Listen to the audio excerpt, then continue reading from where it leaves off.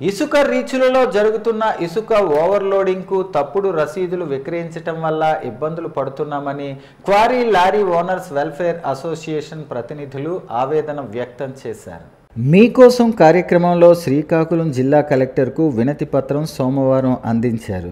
ఈ సందర్భంగా వారు మాట్లాడుతూ అధిక ఇసుక లోడ్ వాహనాలు ప్రయాణించేటప్పుడు ఇసుక రేణువులు ఎగిరి రోడ్డుపై ప్రయాణిస్తున్న ప్రజలు ద్విచక్ర వాహనదారుల కళ్లల్లో పడుతూ ఇబ్బందులకు రోడ్డు ప్రమాదాలకు గురవుతున్నారన్నారు. వాహనదారులు ప్రభుత్వ పరిమితికి లోబడి రసీదులు చెల్లింపు చేస్తూ అధిక బరువు పరిమితికి మించి ఇసుక లోడ్ చేయించుకుంటున్నారన్నారు. ఈ ఇబ్బందులను తొలగించాలని కోరారు. 12 టైర్ల వాహనం పరిమితి 25 టన్నులు కానీ లోడ్ చేస్తున్నది 50 టన్నులు. 14 టైర్లు 30 టన్నుల పరిమితి కానీ లోడ్ చేస్తున్నది 60 టన్నులు. అలాగే 16 టైర్ల 35 టన్నులు లోడ్ చేస్తున్నది 70 టన్నులని. ఈ విధంగా సాగితే ప్రభుత్వానికి, సామాన్యులకు మరియు మా లారీ యజమానులకు తీవ్ర నష్టం కలుగుతుందన్నారు. లారీ ఓనర్స్ వెల్ఫేర్ అసోసియేషన్ తరపు నుంచి మేము అనేకసార్లు అటు ఇసుక ర్యాంపు వారిని, అలాగే ఇసుకకు సంబంధించిన అధికారులను మరియు అధిక బరువు తీసుకువెళ్లే వాహనదారులతో అనేక మార్లు చర్చలు, సంప్రదింపులు చేయటమైందన్నారు. చట్టపరంగా ఇంతకు మించి అధికారం మాకు లేనందున కలెక్టర్ పెద్ద మనసుతో ఈ ఇసుక ఓవర్లోడింగ్ మరియు ఫేక్ బిల్స్ ఇచ్చుచున్న సదరు ఇసుక ర్యాంపు వారిపై తగిన చర్యలు తీసుకోవాలని కోరారు. మేము ఈ ఇసుక అధిక ఓవర్లోడ్ వల్ల కలెక్టర్ ఆఫీస్కి లెటర్ ఇవ్వడం అయితే జరిగింది. కలెక్టర్ గారికి లెటర్ కూడా ఇచ్చాము.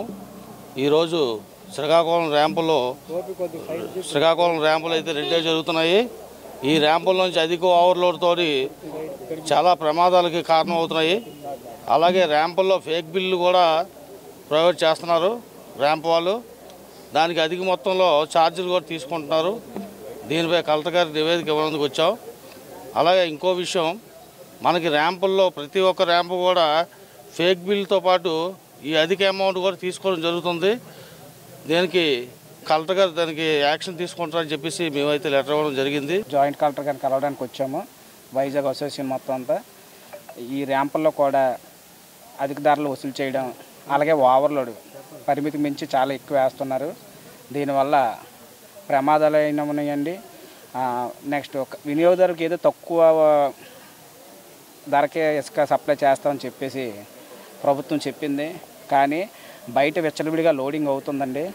దాన్ని ఏ అధికారులు కానీ ఏ నాయకులు కానీ కట్టడి చేయలేదు. దానివల్ల ఇప్పుడు మేము రీచ్లకు వెళ్ళి మా దగ్గర ఎక్కువ ధర వసూలు చేస్తున్నారు. బయట చాలామంది ట్రాక్టర్ల దగ్గర అవనియండి, చిన్న చిన్న వెహికల్స్ దగ్గర కొనేసి వాళ్ళు తీసుకొచ్చి వైజాగ్ అమ్ముతున్నారు. వాళ్ళకి ఇక్కడ తక్కువ ధరకే ఇసుక వస్తుంది. మేము రీచ్ల్లో ఏదైతే గవర్నమెంట్ అలౌట్ చేసిన రీచ్ల్లో మాకు ఎక్కువ ధర తీసుకుంటున్నారు. దానివల్ల మేము అన్యాయం అయిపోతున్నాం. నెక్స్ట్ ఇంకొక విషయం ఏంటంటే, ఒరిజినల్గా ర్యాంపుల్లోకి మేము వెళ్ళిన తర్వాత వాళ్ళు ఇచ్చే బిల్లు మాకు అది జెన్యూన్ అనుకుంటాను. కానీ పైడి చెక్ పోస్ట్ ద్వారా స్కాన్ చేస్తే కానీ అది జెన్యూనే కాదని మాకు కూడా తెలియట్లేదు.